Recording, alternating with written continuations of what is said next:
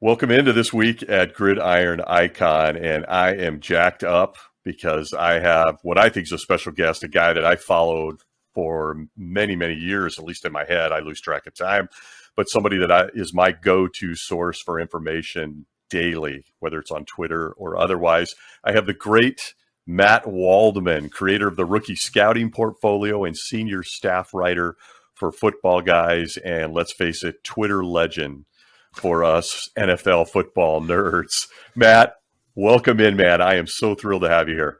Oh, man, it's my pleasure, Stacy. Appreciate you having me on. This should be a great show. We're going to have fun chopping it up with you. I love it. I love it, man. I got to tell you, your insight impresses me every Sunday night. I stay up way too late looking at everything you're posting. And then, of course, the rookie portfolio, which is great stuff, folks. We'll talk more about that. Go check that out. But I'm going to jump right in.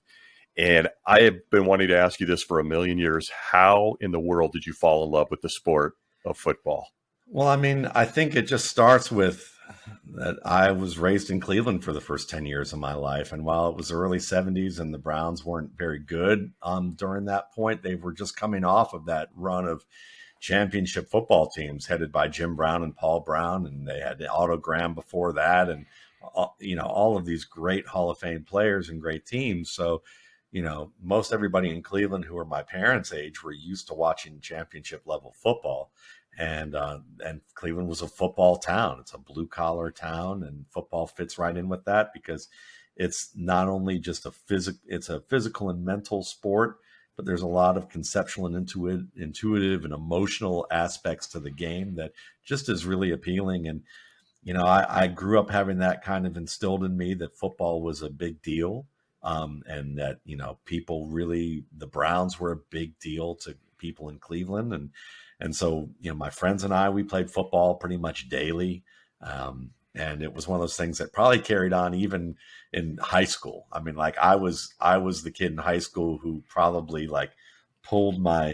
I would pull my friends away from like the Nintendo and say, listen, man, we came here to play football. We didn't come here to play Mario. Like, let's go to the park. I mean, like to me, like if heaven's a place where like you could pick your own slice of heaven, I would say there would have to be at least 2 hours a day of me playing tackle football with friends out on a grass field, but I grew up that way. I mean, and I had, you're kind of, I'm a bit of an obsessive. I know that for sure with the stuff that I do. So I was into music.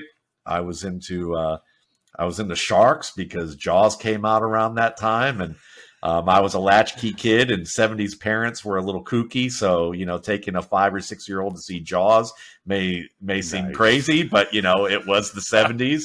So, I saw that at a very early age. And I think to work out my absolute horror of the idea of having to learn how to swim and dive off a high dive into a lighted pool that looked like a shark's mouth, that I got obsessed about learning about sharks so I could overcome that fear. And then there was football, and I used to skip elementary school. I mean, occasionally as a latchkey kid, I would get books on football players, all the great players that came 20, 30 years before, like Sammy Baugh and Red Grange and Bronco Nagurski, and even guys in recent past like Dick Butkus and Gale Sayers. And my mom would go to work. I'd go to the school bus stop, wave goodbye when she drove off, and then I'd feign sickness and go home and call her and tell her I got sick, and I would read books. And I had a bewildered little parakeet that I think was in a cage in our living room that I would read these books out loud to as a 7 and 8 year old. I think I probably did that 4 or 5 times in my life. So, I was a juvenile delinquent even then, probably in training. So I've always loved football, and I've always found ways to indulge that. God, I got to tell you, just listening to that, I feel like we're brothers from another mother. I mean, I literally grew up the same way. A single parent family, single mom, 3 of us in a little 10 by 10 apartment. Yep. Football was an outlet. I know, like you, we got to be about the same age because we were seeing Jaws. You kind of got that Richard Dreyfuss thing going on right now with the beard and I was like, hey man, he's into it. The football cards, the old 70s posters, the magazines. We'd cut all the pictures out and tape them to the wall. Yes. Yeah. Yes. I mean, Pro Football Weekly. the little Oh versions yeah. of that, or Pro Football Digest. That's what it was. Pro Was Football that Joel Digest. Bushbaum? Was Yep. that Joel Bushbaum? Yeah, it was Bushbaum back then, probably Damn. in the 80s, and all of that for sure. I mean, we'd play outside. I lived in apartments all my life until the first house I ever owned was the one that I bought. But like little apartments, and we'd play every sport on the block. But if I could play football pretty much every day, that would have been the first choice. But fortunately in Cleveland we got that in enough. When I moved to Atlanta, maybe it was a little more seasonal, and except when I found my own people. And when I found my own people, then we played it all the time. Didn't matter. God, that's wild, man. I got to tell you, there's so many like parallel universe things going on here, from the way we were raised to the stuff we loved. My actual very first NFL football game I ever watched was the Cleveland Browns versus the Los Angeles Rams. Wow. And I literally was sitting there going, I got to pick a team. And I had been born in Los Angeles. I went Rams, and I've never looked back since like 1976, 77. So you watched the Rams win 9-0 in that game. Tampa Bay Buccaneers, baby, 1979. I think because I remember that Rams game actually back in the mid 70s where they won 9-0 because I was watching that game and rooting for the Browns back then. See, way back then. We were just on other corners of the country doing the same thing around the same age. Yeah, I mean, that was Leroy Selman trying to tear Vince Ferragamo's head off. Frank Corral came in and kicked 3 straight field goals, and we went to the Super Bowl against the Steelers and should have beat them until the famous pictures we've all seen with Stallworth getting loose behind Cromwell. That's Stallworth on my wall. Yeah, I had that. I loved John Stallworth from about that moment on, even though I hated the Steelers at that point. It was hard to hate the Steelers, to be honest with you, as a Brown. I mean, it was easy for some people, but if you love football, it was hard to hate the Steelers. It really was. They were so good. Yeah. I mean, the Steel Curtain, and no one's ever had a draft like that, although I'm starting to think the Los Angeles Chargers in the last couple of years are good. They've had a pretty Rashawn Slater and Samuel. I mean, but those Steelers drafts were just unreal when we were kids. Yeah, I hated them too, but at the same time, you just admire them, and you're like, there's never been another dynasty like that. Yeah, I said it, New England Patriots fans. I said it, but that's the way it goes. Anyway, so you love the game. You and I could talk for hours about that. We got to swap some football cards at some point, just for good old time's sake. But how did you transition from just this love as a boy into, I believe it was about 2006, you became someone who went deep into the sport, the chess match, the nuance, and you started going with the rookie scouting portfolio and some of your writings for Footballguys. How did you transition? What were you doing before that? I mean, I was working at a Burger King as a kid, I mean, how does a guy do that? I think there's a lot of young guys out there. How did Matt do what he does? That's another parallel, because I think I did work at Burger King in college, my first year of college. After I went home, I worked at a Burger King with a bunch of NA participants who had to have a job. I was an aspiring musician, and I was at school at the University of Miami, and I wanted to be a jazz musician. That's what I wanted to do, and so I went to school for that. And after about a couple of years, I realized that what I needed to learn to get to that level, I was going to learn about, but I wasn't going to learn. And I wasn't going to be able to maximize the experiences there. Like, I got better. I was playing gigs in the Miami area, but it was mostly like, Latin dance bands, like playing salsa merengue bands and occasional big band work and things like that. But, I was like a Division III football player trying to get into the University of Miami in the late 80s. That's kind of where I was. Like, I had a roommate who was, one of my roommates who I knew since high school was the youngest CEO of Virgin American Records ever. He became that. He was the Collective Soul used to stay in our apartment because he produced their first album and played keyboards before they were Collective Soul. I've played in classes with people who've won Grammy Awards and have worked with people ranging from Stevie Wonder and Herbie Hancock and India.Arie and one of my other roommates is a studio engineer who runs his own stuff but works with corporate clients and has done tons of recordings with hundreds of people you would probably know or companies that you would know. So I didn't have that level of knowledge or skill at that point. I was, and so I didn't get the most out of that. So I decided to get into, I didn't know what I wanted to do after that. I was kind of mourning the idea of leaving, and I thought maybe I'd just continue to play music. And so I went back to the University of Georgia because at that time, Georgia's become a good school. But when I went back there, it was more about, it's cheap. I don't know what I want to do yet. And it made no sense to go elsewhere at this point, not knowing. So I went back. I ended up deciding that journalism might be a good track. I learned how to type in about a summer and decided that I would start, trying to write for their school newspaper. And I had, within a week, I talked to a professor and said, what should I do? What are some things that I should do to maximize my experience with this before I get started? And he talked to me about some things and said, start writing for the school paper and see if you can hook on with them. And so I went there, and they were like, it was like anything, you would go there and the upperclassmen would go, well, just want to make sure you understand you're not just going to come in here and like have a job. You're going to have to you might get a job here and there, and just want to set the expectations so that you don't have too high of an expectation. I'm like, yeah, sure. So they gave me a little story. It wound up on the front page of the paper. Then they gave me a couple more. And by the end of the week, I was getting paid to cover football practices for the University of Georgia at the paper. And I had never done any writing before. So and by the end of the month, there was a guy who coached the paper. He was a magazine teacher at the university school. He was a Sports Illustrated staff writer who had just left New York after 10 years there covering football, the NFL, and college basketball for 10 years. And he would grade the paper and grade the writers and things like that, and kind of just evaluate them.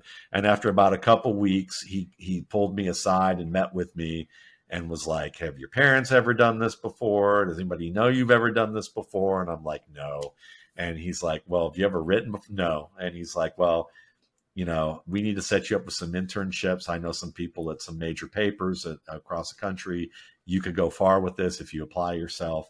And he told me everything that I wanted to hear as a musician, which promptly pissed me off because I was immature. I was 22, 21, 22.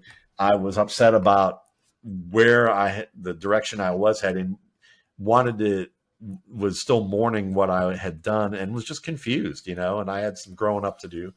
And so I left. I quit. And I ended up, I quit doing that. And then I ended up changing my major, and I decided to get a literature degree. And then I was thinking about a Spanish minor. So I was learning Spanish, and that became basically a double major until I used to be an A and B student, but I got a D in that class because I was working full time by the end of the time I was in school. So I just ended up one credit shy of a double major with English and Spanish, and never finished the Spanish major.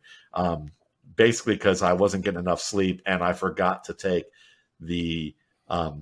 I didn't see that the test was double-sided, the pages, and I missed the double side of the pages. So I literally failed my final and went from like a B minus to a D in the class. It was like a linguistics course in Spanish, taught entirely in Spanish, and he wouldn't budge. And I was okay with that because at that point I was full-time working basically in a telemarketing center where I was selling children's books part-time as a salesperson. And then it grew into a full-time job, and I didn't know what I wanted to do still. I obviously, I had 375 credit hours basically because of my music stuff that I was in for 2.5 years, and then changing my major a second time and adding this third thing, and trying to find something that I enjoyed.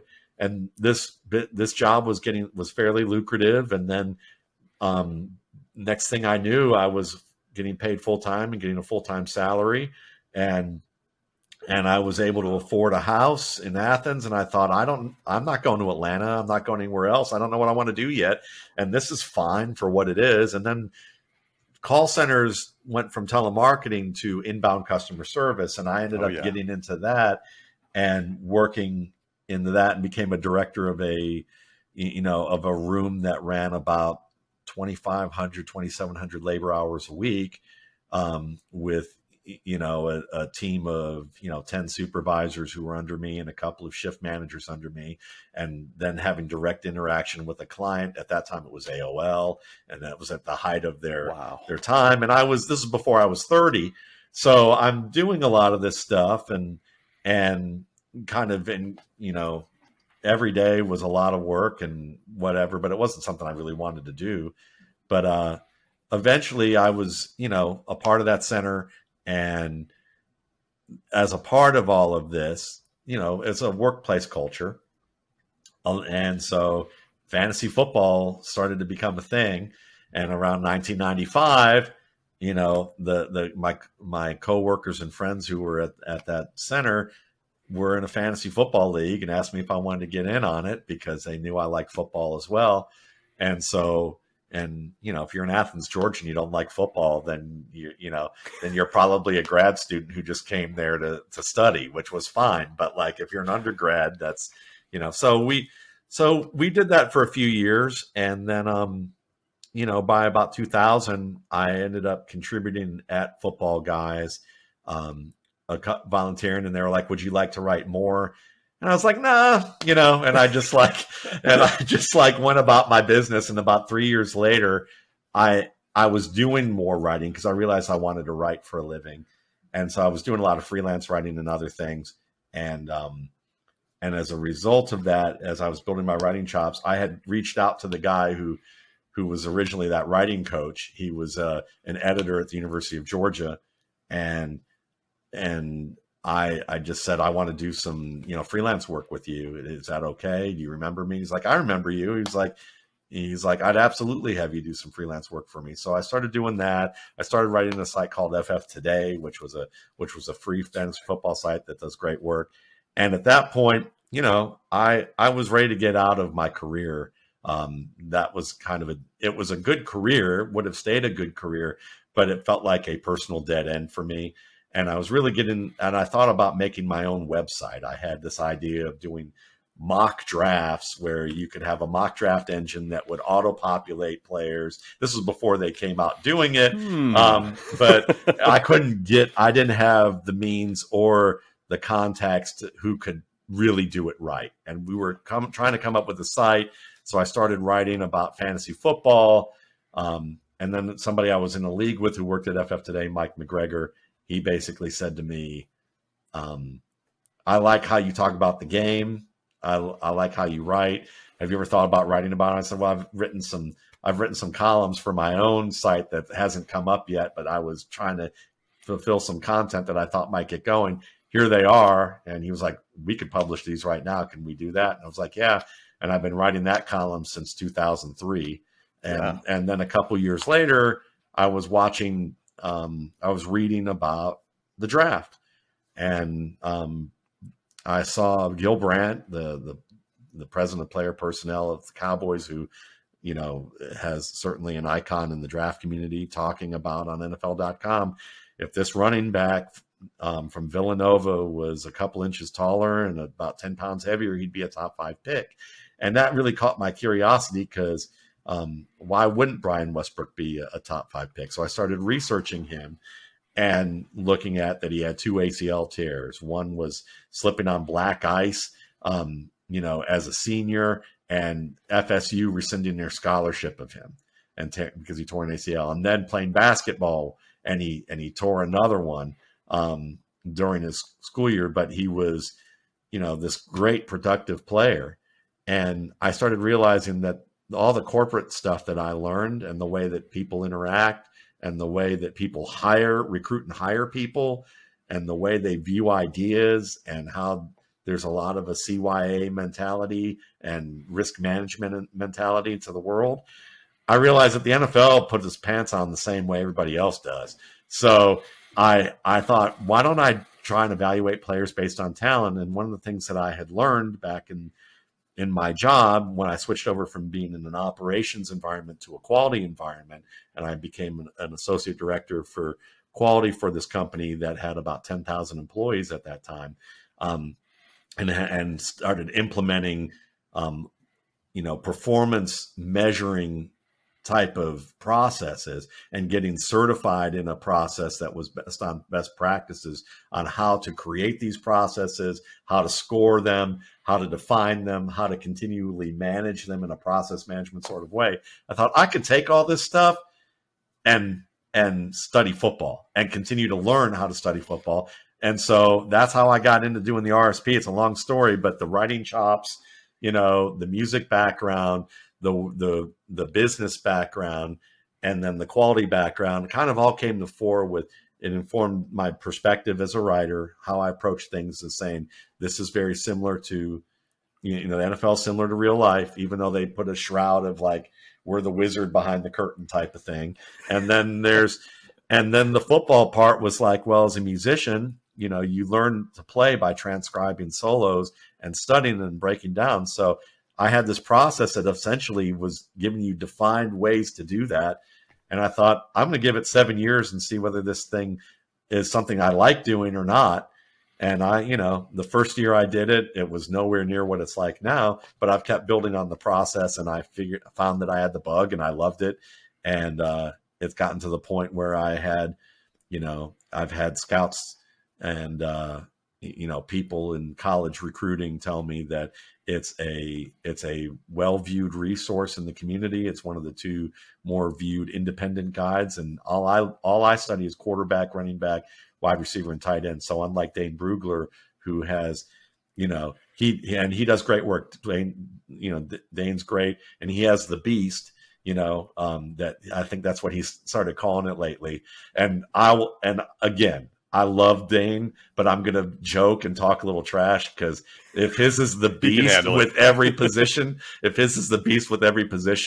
then my tome with the just quarterback, running back, wide receiver, and tight end dines on the beast as an appetizer in terms of like size, not in quality. We both, he does great work. But with what I look at and what I do, it's become a tome and a navigatable one, but it's a beast in its own right. Yeah, I mean, well said, and thanks for that history because I think it's killer. And first and foremost, my second love in life is music. I have no talent, but I love it, live for it. It plays in every room of my house, including the bathroom. So I'm sitting here thinking, and he's a jazz guy. We're going to have to do a whole podcast on the pluses and minuses of Steely Dan. We're going to have to talk about that late 70s, Walter Becker, Donald Fagen. Okay, my mind's going off into the music thing now. I mean, I did not know that about you, so thanks for sharing that. That's killer stuff about you that I think plays directly into the kind of mind that can break down football. It's an art. It's such an art and such a dance. And now I'm putting together the way he is when he's on film. I mean, I can kind of see that about you. That's wild. Great stuff. So, wow, you must have been also back at the University of Georgia about the time Herschel Walker was there. I was 10 when that? I was 10 when he hit the scene, and I just moved to Atlanta when Herschel Walker hit in Georgia. So it was a big deal in the state. So seeing Herschel Walker was a huge thing. And I mean, everywhere I went, there were running backs. Cleveland, Ohio, University of Miami, and the University of Georgia. So, the joke is I've been joking lately that I'm not just a running back guy, but I'm known for my running back analysis, and there's probably a reason why. Oh yeah, which just puts about 400 questions on the table for me, but love that kind of deep dive on you and why you love this game because I also follow Brugler, of course. And he's great. And that of course is a great analogy because the truth of the matter is you've got the specialty piece because let's face it, most people want to dig in on the skill position, those 4 positions you break down so well. Only the total nut jobs, me included, want to know the left tackle is so important, and bust out the left guard tape. It's just. I would end up in the path, and I'm not saying I'm Joel Bushbaum, but I would end up in the path that Joel Bushbaum took in his life, trying to cover the depth that I cover with the 4 positions I have, trying to do all 22. There's no way I could do that. And I knew that. So it was just focus on what you can. Dude, I got to tell you, I grew up on Bushbaum, and I'm not, blowing hot air up your skirt here. You remind me of him. Like, I think you're a modern day version of Joel Bushbaum, and that dude is a damn legend. Well, and NFL guys say that, he's a legend. So I love what you do. I won't make you uncomfortable with all the kudos, but let's jumping into that for a minute, because I love what you do in what I've heard you refer to as the Waldman QB Frankenstein Lab. And I love your breakdown. I want to throw some names at you, but can you give us a minute on how you define what you call the creative guys versus the task-oriented guys? Because I've heard those called other things, but when I listened to you recently, I was like, yeah, and I started taking all these NFL starters and dumping them into those buckets. But I'd like to hear how you came about that and what that means. Yeah, because it kind of came, and it's recently been renamed by my buddy Mark Schofield, who we do a show together, and he was writing for me at the RSP as Baker and Chef, which is a great analogy as well, because the baker follows directions to the letter, because in order to have a recipe as a baker, you have to be precise with every task. Whereas with the chef, you can be precise with every task for sure, but there's also some room for improvisation and for adding and changing things on the fly. You have to be good at rolling with the punches there. So quarterbacks are rarely just one or the other to the extreme, but they can fall in those buckets, and they certainly show more of one side than the other. And it's like with management too. You have task-oriented people who, if you give them a job and outline the steps that they need to take, they will do those things to the letter. Now, if something happens, a variable gets thrown in that they didn't anticipate or plan, they can get stuck and they can be too literal about it. Whereas on the other side, you can have someone who, if you give them a task to do and you give them 5 steps that they have to do, the good creative people, they might skip the 3 to 4 of those tasks. And those tasks, because they'll look at them and go, that's just CYA BS that I need to give so that you can give to your manager. I'm going to get this done and it's going to be good, And so they're on that end of it, where it's like, I don't know how I got there necessarily, but I don't have time to log this thing for you for a report. I'm just going to, I need to get the result. Here's the results. They're coming every week. They're good. What's the problem? So that's the two ends of it. And when you look at quarterbacks that way, you could say that, a very good task-oriented player was Tom Brady. Now, Tom Brady has some creative elements to him, but if you think about his game, he's very much, don't knock him off his spot in the middle of the pocket. He can functionally scramble when he needs to, but it's not his strength. His strength is knowing what the defense is going to do 3 to 4 steps ahead, practicing things so he knows exactly where the ball needs to be placed, different types of shifts, all the strategies. Steve Young was that way too. Steve Young very much, even though he was a great scrambler in terms of a great runner, he was very much, everything was tied to the feet. He learned. Before that, he struggled because he wasn't naturally a scrambler creator, and he struggled. When he learned to be task-oriented, because that's really what fit him, he became a great football player. But in contrast, Brett Favre, John Elway, those were guys that, Patrick Mahomes, when, even though he's been in the news, for bad reasons, when John Gruden had his camps, his quarterback camps, and he asked Patrick Mahomes, why did you do that? And Patrick Mahomes draws, because I can, that's the same thing that Brett Favre would do, and it was, Brett Favre didn't even know what a nickel defense was. He didn't know the structures, but he also was responsible for basically inventing the RPO. So there's not one single way to be a great quarterback. And that's the spectrum that I define it in. And there's players all in between that. God, I love it, man. I am geeking out on this. So we're coming off at the time of this recording, we're coming off another Monday night performance by Lamar Jackson that you just kind of go, what the hell did I just see? Like, I hated it. I loved it. I loved in it. And I hated it. You just can't. And maybe that's me. That's why I'm going to ask you. I'm guessing that he is a chef. He's not a baker. Like, he can create some of the stuff he did last night in the fourth quarter. I was just like, this is nuts. Yeah. Yeah. He's fantastic. He's absolutely a chef. And but unlike most chefs who don't understand the structure of the kitchen that they're in, this is a guy that isn't going to shy away from the heat of the stove. Okay. And it's never been that way. We could say he's always had great hot stove skills because he was someone, or knife skills, he wasn't going to get cut. Basically he was very efficient with his footwork. He's always been good at hanging in the pocket. The big issue with him was, could he hit the perimeter throws from the pocket? And he's starting to do a little bit more of that too. But even without that, he's been a great quarterback. And a lot of it is because he can create, but he knows how to be efficient with his movement. When I studied him, the things I mentioned is I thought he would be what Michael Vick should have become if he had listened to Steve Young and wasn't like the Ron Mexico partying guy in Atlanta that he was before he got arrested and put into jail. And he would tell you that because after he got out of jail, he went to Andy Reid's system and did the stuff that he needed to do. And it was the best year of his career when he adhered to just enough structure. Lamar Jackson already had that ingrained in his game, but he could also create and not take huge amounts of punishment. So he's like what Mike Vick said coming out of school.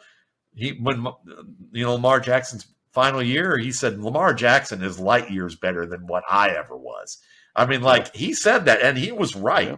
And so Lamar Jackson, love his game, love the way he plays, and I just think he's getting everything that he deserved coming out of school, and it's coming to fruition now. God, it's nuts, man. And I don't know how you can't root for the kid. He has no fear. I love what you said there about the outside passing. Even as he threw that walk-off touchdown in overtime last night, I held my breath.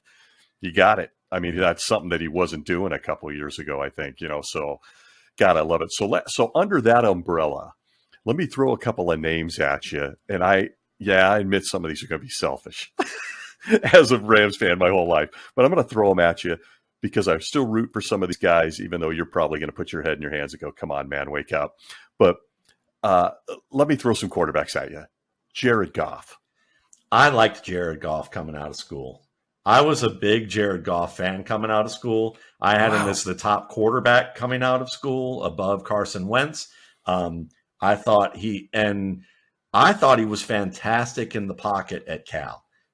He was a guy who like Lamar Jackson, was very efficient, could bait pressure and avoid it with just one step, reset and fire. He was tough. He could make most of the throws that you're looking for, if not all of them. And then he wound up in a Jeff Fisher offense that Todd Gurley described as a high school level offense in terms of complexity. And he went from an air raid program to this, and they didn't feel like he was ready right away. So he basically lost a year there. Then Sean McVay had his own system, and we hear about him basically being the puppeteer, for Goff. But listen, Goff had some issues with pressure, as we started to see in terms of performance efficiency, and there were some looks that seemed to rattle him late in his Rams career. But I thought he got a bit of a raw deal in LA. Wow. I thought that, let's look at it this way. Maybe it'll be proven right that, and odds are, just based on the fact that he's on the Detroit Lions team without great wide receivers, even though they're playing hard and keeping it close, it'll probably be seen, the narrative will always be seen that Jared Goff is the problem and, all of that. But, I just remember that profiling the Rams in their Super Bowl year, and I think it was week 13 or week 14 that they played the Detroit Lions, and writing about how it seemed like the Lions and Matt Patricia had this offense figured out with all the screen game and with the way they do the shifts and motions, and that, they realized that Sean McVay had like 5 different looks for the same play, and it wasn't hard. And eventually you could figure out what those different things were, and it wasn't a complex playbook. And as a result, he didn't change. And then the next week they played the Bears and the same result. And then it was the Eagles. And then they got through the playoffs and they came into the Patriots. They came into the Super Bowl with the same game plan against the chess master. Nuts. And that's like, that's a level of hubris. And I thought it was hubris, but then it's like, well, maybe it is Jared Goff. Maybe they feel like they need to keep things simple for him because air raid's a little simpler in terms of the looks. But then you watch Todd Gurley getting creamed the next year to the point where, or maybe it was the year after, where defenses were literally running like tight, like a high school, a common high school type of formation that was basically begging the Rams to run a gap play as opposed to running outside zone. Just saying, listen, we're gonna basically hang our back door out in the wind for you if you just run a gap play, because we're confident that you're not going to do it. And they didn't until the second half of the Steelers game. 9 weeks into the season? You're going to wait 9 weeks to do that. So for me, I look at Sean McVay, and while I think a lot of what he does is inventive, I think that he's a very good play caller, and he certainly has, players that seem to like him. There are also players that I've heard from people, now not directly, so this is more rumor mill than me saying I've heard them directly say McVay tends to see his players as video game pixels, and he's the master controller and wants to control everything to the point that he can have some hubris with his game plans and being stubborn. And so there's a part of me that looks at Goff and go, did you point the finger and scapegoat him at the end because you were worried about losing your job, and now you brought in Stafford, and Stafford's still Stafford. He's great in some games, and then he has some moments in others that are classic Matthew Stafford, who, he was a first overall pick and he's a terrific quarterback, but he's not an elite quarterback. And he has moments of eliteness. And so, that's where I'm kind of at, is that Goff Goff kind of got scapegoat a bit, but there are some flaws with his game, but I'm rooting for him. I want to see, how this goes. I hope he gets another year in Detroit to show what he can do. Man, I didn't expect this, Matt. I got to tell you, I thought you were going to be Stacy. Wake up, dude. You just summarized my emotions from the idiot couch over here. I think Jared got screwed. I think McVay should have taken more ownership. That 3-game stretch you mentioned, and then the Super Bowl, and then they catch McVay on film going, "Oh, they're doing the Chicago thing to us. Oh, they're doing the Chicago thing to us." I didn't even know that. I didn't even. Oh yeah, there's a clip. You got to see it. He's on the sideline talking in the headset to someone with his playlist, and he goes, "Oh, they're doing the Chicago. Yeah, they're doing Chicago. Yeah." He says it like 3 times, and I went, "Yeah, never adjust." They come out in the second half and never adjust to it. And since then, I've had a love, kind of want to put you in a headlock relationship with Sean McVay. What's going on with you? And now Stafford's starting to show the Stafford stuff. I'm going to throw it deep every play. Oh, picked off. Oh, picked off. He's got Kupp and Woods right across the middle, and he's going deep, and that's coming from somewhere. Yeah. And anyway. Yeah, and I'm with you. And that's the thing. I mean, McVay saying it's further damning, because think about it this way. We're all the same age. We watch boxing. You think about Evander Holyfield and Mike Tyson. I've watched Evander Holyfield on Hot Boxing talking, or on an interview talking about Tyson, and saying, my advisors were telling me Mike's going to do something crazy in that ring. He's going to do something crazy to try and throw you off. The thing you don't want to do is to buy into it. No, as much as he can suck you in. And when he bit Evander Holyfield's ear off, Evander Holyfield said, "What did you want to do?" He goes, "I wanted to bite him back, but I remembered what they said, and I changed my game plan and approach with this." And we already had the approach to bully the bully, And somebody said, "What'd you think about all that?" He goes, "I tried to bite somebody's ear off once. He bit a boxer earlier in his career." So, you look at all that, and the fact that Sean McVay recognizes immediately what the defense is doing to him and doesn't change is the equivalent of banging your head up against the wall and expecting something to be different. It blows my mind, Matt. I'm going to find that clip and send it to you. Please. The first time I saw it, I had to hit rewind 40 times because I was drinking after the Super Bowl going, what did I just watch? Yeah. And yet they caught him doing it. and I was stunned. Topic for a whole nother show. So I got about a zillion questions, and I know your love for running backs. I'd love to talk about Todd Gurley, but let me ask you this, out of respect for your time here. Is there a sleeper in college that you're watching right now, whether it's quarterback or running back, that you think, and believe me, I'm dying to ask you about Spencer Rattler and Caleb Williams. I want to cause a problem. But is there a sleeper or somebody that we should be eyeballing, or can you even share that? Oh, absolutely. I'm just trying to look to see if there's a couple of guys. I think Kevin Harris is probably on the radar a bit for South Carolina. But 5'10", 225. I think he's a redshirt sophomore or junior right now. I like his game. He catches the ball very well. He's very powerful. So he's good after contact, but he has the quickness to get outside. I think this is a guy who can be an all-around back for you.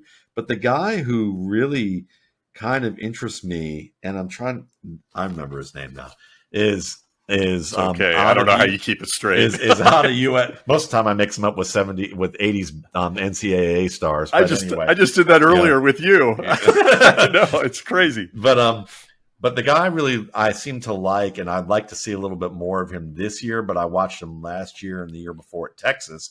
Now he's at USC, is Keontae Ingram. He can catch well. He has good vision. He has very efficient footwork.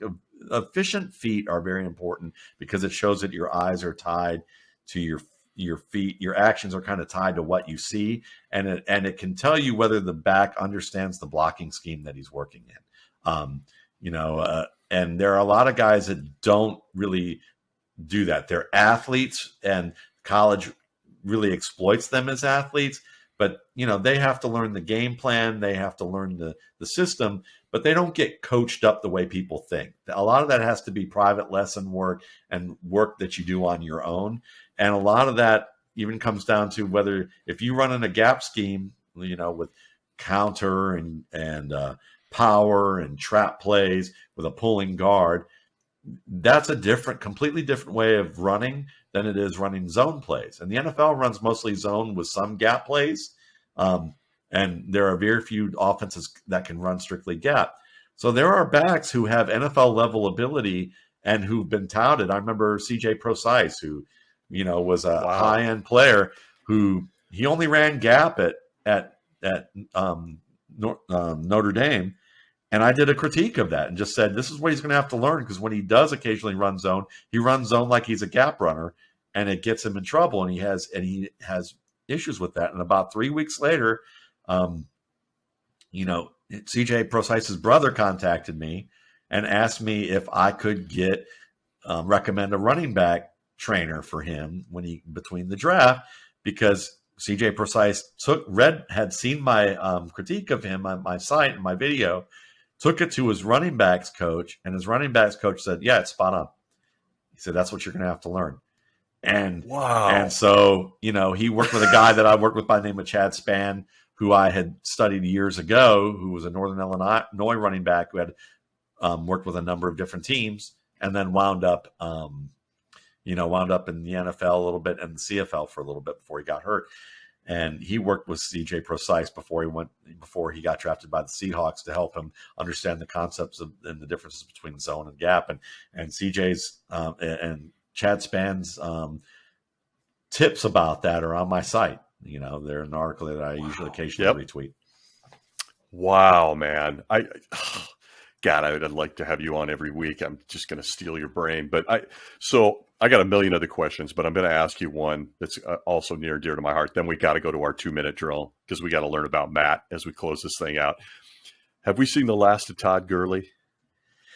Well, probably, yeah. And, it's funny. I added him on a fantasy team last week just as a free agent because I'm my only running backs. I inherited a dynasty team that it's flush with wide receiver talent, but it only has DeAndre Swift and that kid from Indiana, the scat back, not Taylor. The other kid, he actually got a couple carries last night, I think. Not Marlon Mack.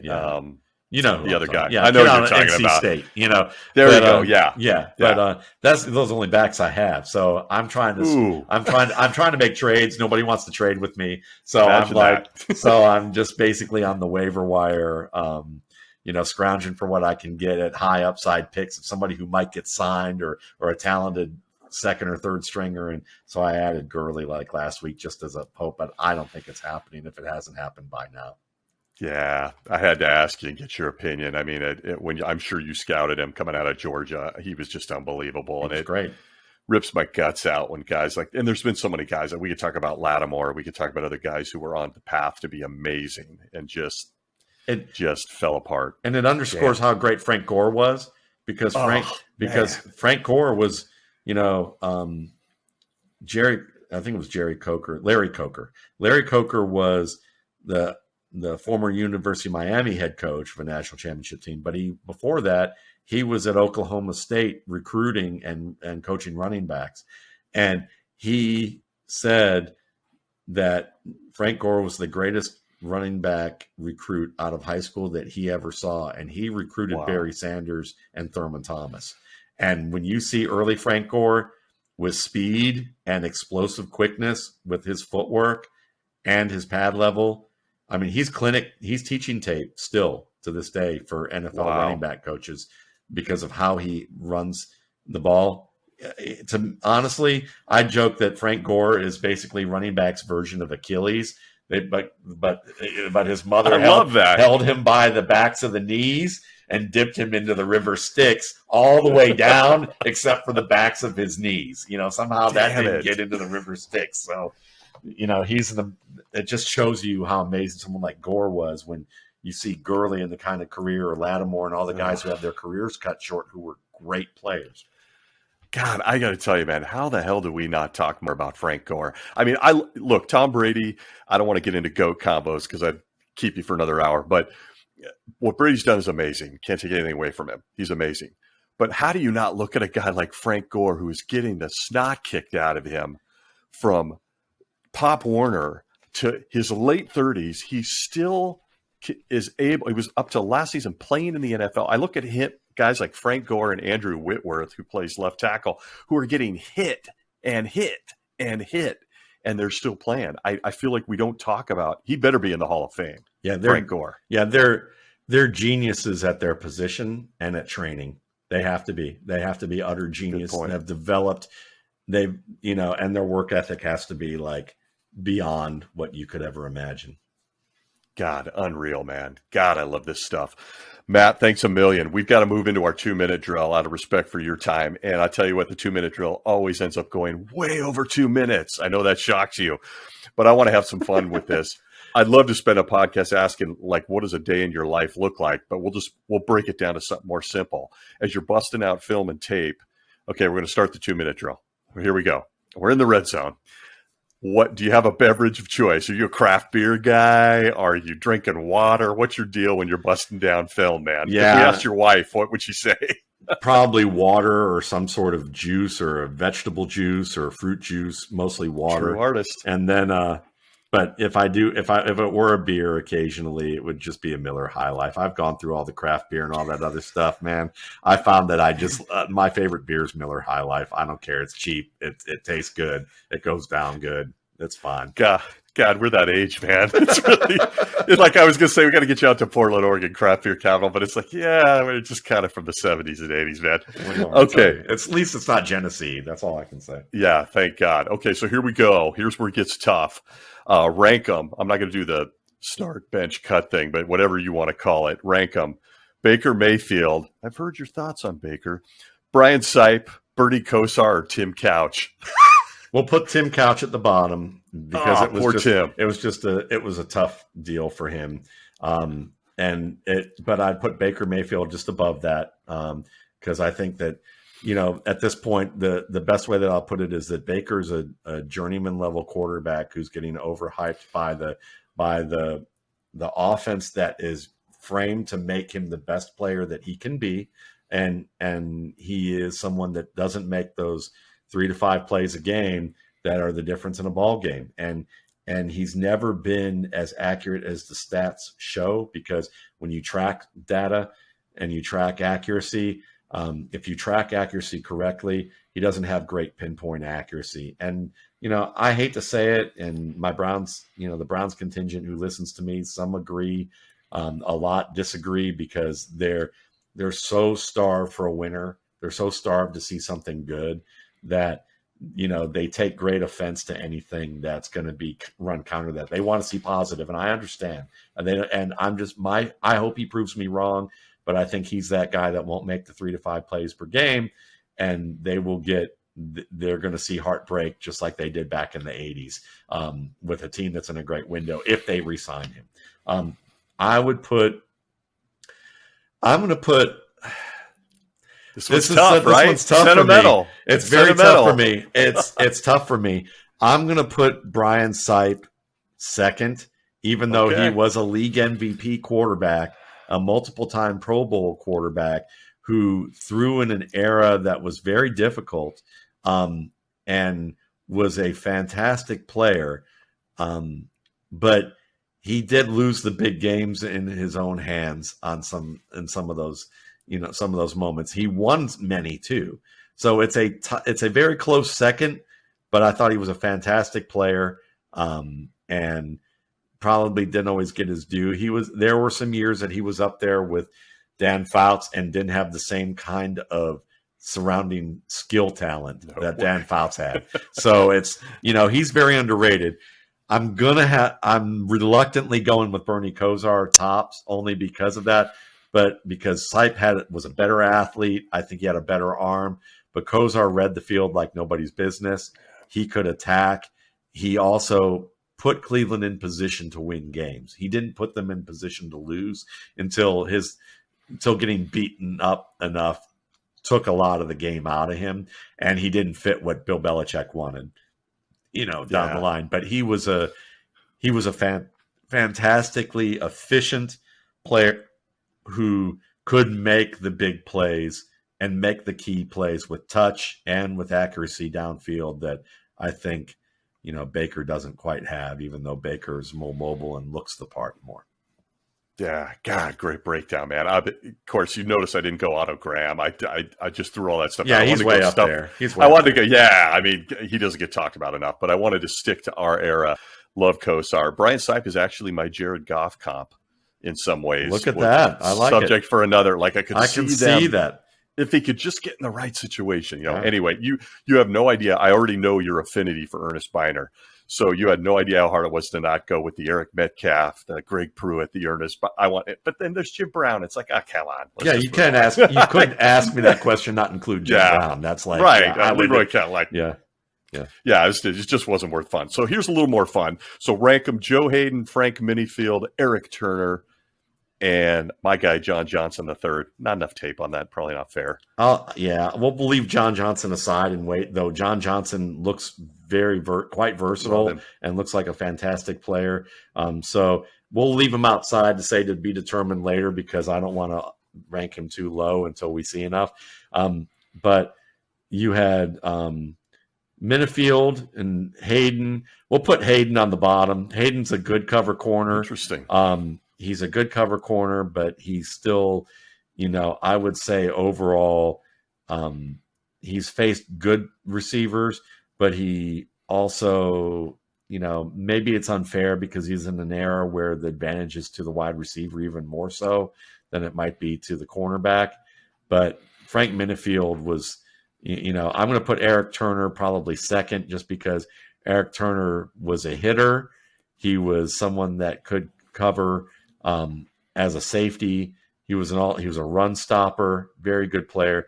Frank Minifield, though, he's up top, because he could defend the run as a smaller guy, but he could cover the best receivers in the game and some just absolute legends, and had some real battles with them. And he was the guy, and they often shied away from Hanford Dixon and attacked Minifield. I was going to bring him up. Yeah. So, I'd put Hanford Dixon above Joe Hayden. So I would, I'd take both those guys as 1-2. I mean, but again, I'm probably sentimental.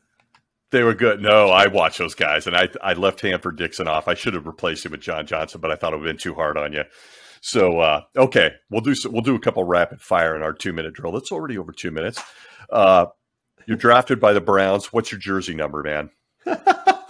Well, if I'm drafted by the Browns, they're in trouble. But if in my fantasy life I was drafted by the Browns, I would say I'd probably be 22. So by old school numbers, by old school numbers, what position that would probably be. So so I would go the rock. I'd go 22. Now if I would say what I was good at within my own sphere of that, I could catch. So I would say maybe you could get me into an 82. I can't wear 82, but you could put me in like an 83. That's a big number, or an 88 or something like that. But I would say probably 22. Just put me in 22. That will work. Toting the rock. Love it, man. Yeah. Ozzy might be like, hey man, that's he was my first favorite player. I couldn't do that anyway. So yeah. And I know, giving it away in the interest of time, I know you're an Ernest Biner guy. What a stud. We could talk for a whole hour on Ernest Biner, but who's your most underrated Brown of all time? Whew. That's tough, right? Yeah. I mean, what a iconic franchise. Like, are you kidding me? I mean, Chip Banks was pretty darn great. It's awesome. He was a fantastic linebacker for a long time who wasn't quite, he wasn't on the level of Lawrence Taylor, but he played in that era, and he certainly was a guy who could do a lot for you. I thought he was there's a lot of guys I could mention, but he was one that comes to mind. Love it. Chip Banks. That's old school, man. I also loved Eric Metcalf. That's a whole other conversation. Great. So many great Browns. That was a tough combo or a question, excuse me. So, okay, today, as a guy who's watched as much film as you do, you're starting a team. Who's your QB? You could pick anybody in this league right now. Wow. I am real curious on this one, as you might imagine. So are the listeners. If it were just, I'll give you two answers real quick. If I had run the team the way I wanted to run a team, which is to build the line first on both sides of the ball, and build that line up great, and then be able to draft some decent skill talent, then I would just slide Tom Brady right in there and say, let's go. Wow. That's what I would do, because I believe in, and I've done an article about this back at Football Outsiders way back in the day when I wrote for them, which was I would basically say, I would come in as an owner and I would say, listen, we're going to suck for about 5 years, maybe even 7. And you're going to want to hang my image in effigy. I don't care. I'm going to develop a scouting department because I know I can do that. And we're going to do it the right way. And we're going to build a scouting tree. And then we're going to get our process down right. We're going to build an offensive line. And when we get the trenches right and we get some decent skill players either through free agency or the draft, then we'll go for the veteran quarterback who's at the end of his career, and we'll have our 3-year window, and that's fine. And then we'll do it all over again. I don't want to, so if I'm doing it that way, I would do that. If I was having to build all at the same time, Lamar Jackson. I wanted Lamar Jackson in Cleveland. Because I'd want to run the ball. I would want to be able to run, play action, pass, and have a guy who can hang in the pocket.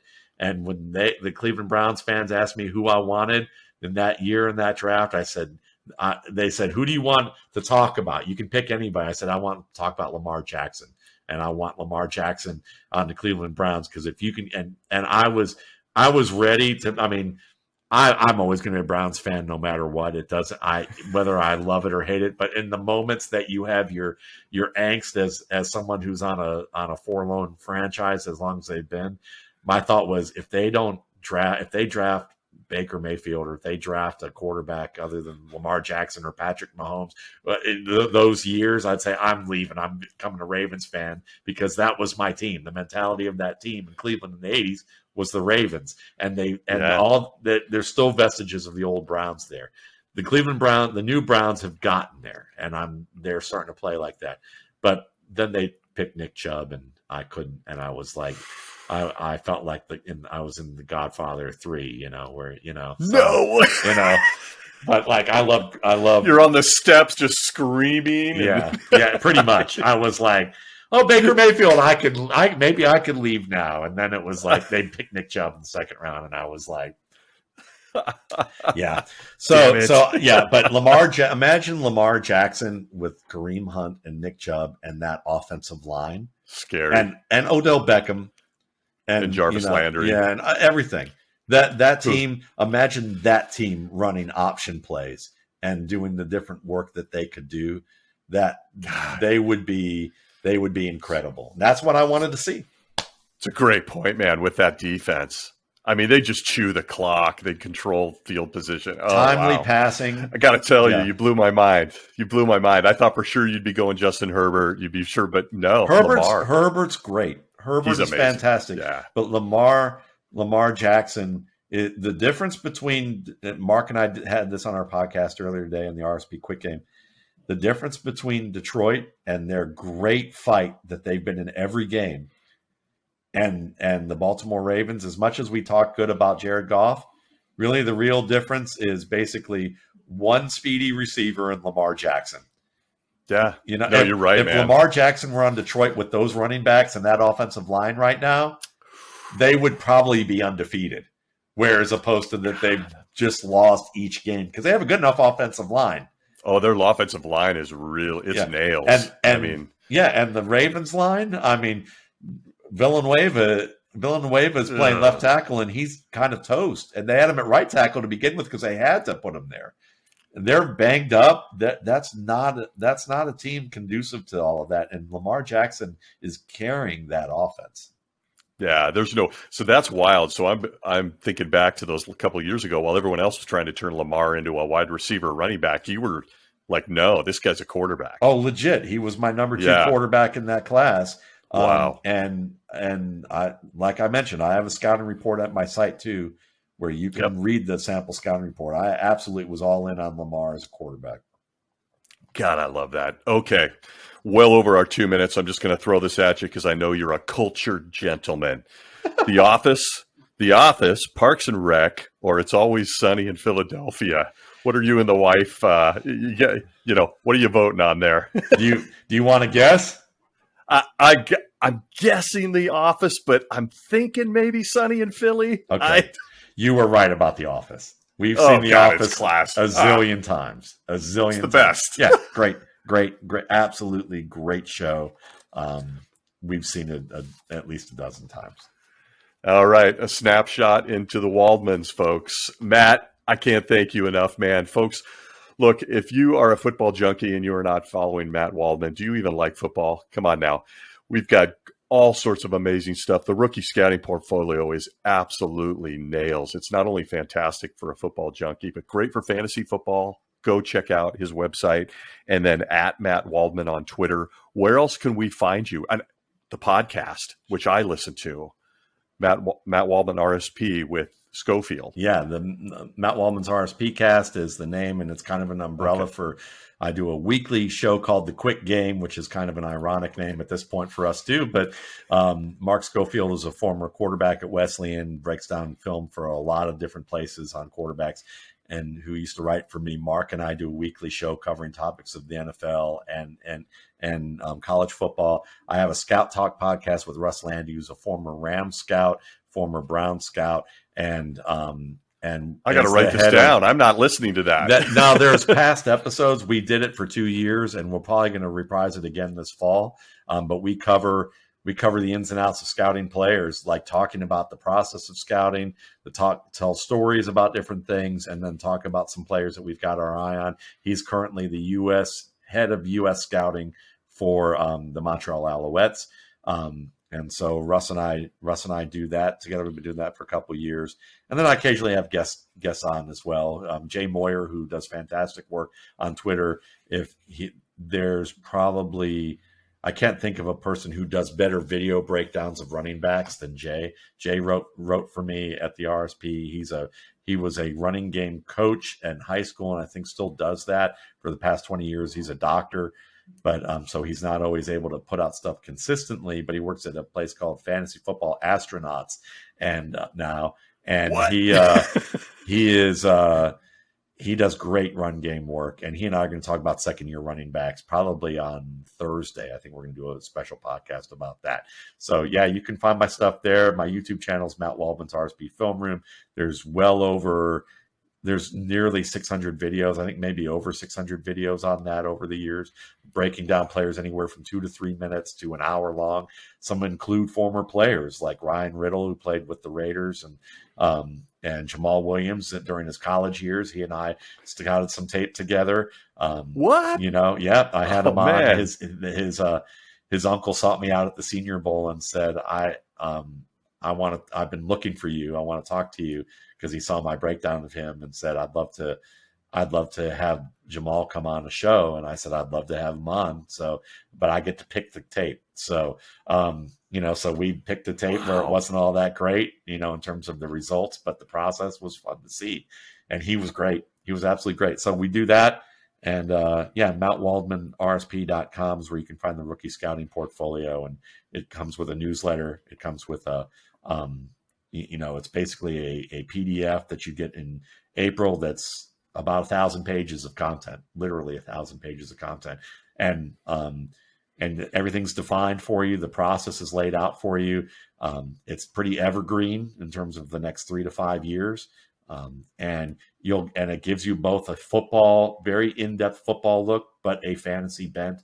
It's become a big resource for the dynasty community and growing for redraft, because people realize rookies make an immediate impact. And I do a post-draft guide, a week after the draft to update people, giving them a cheat sheet. I do projections and rankings that I update each month now. That's a different product. So if you're in the dynasty leagues and you want projections for the, I literally give you a PDF of my spreadsheets that show you the projections I do that inform my rankings. And I give you a cheat, and I give you a cheat sheet, so you get a quick view of it that's tiered. That's all of that, and so that's at a separate price and a separate product. That I have people pay a little more for that, because a lot of the work I do with the RSP informs that. So if you want just the answers, you got to pay more. If you want the answers and the why, then you can pay for both. And most people tell me that they would have paid for that price just for the RSP alone. So you can get that there, and a percentage of it goes to an organization called Darkness to Light, which is an organization devoted to training adults on how to prevent as well as address sexual abuse of children. And they they've been doing this for a long time. They have a great score on Charity Navigator.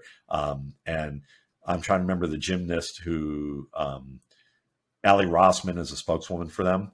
And they've done some training of the Penn State, programs after what happened with Joe, with Paterno and and all of that. I started giving around that year, and we've been doing that since.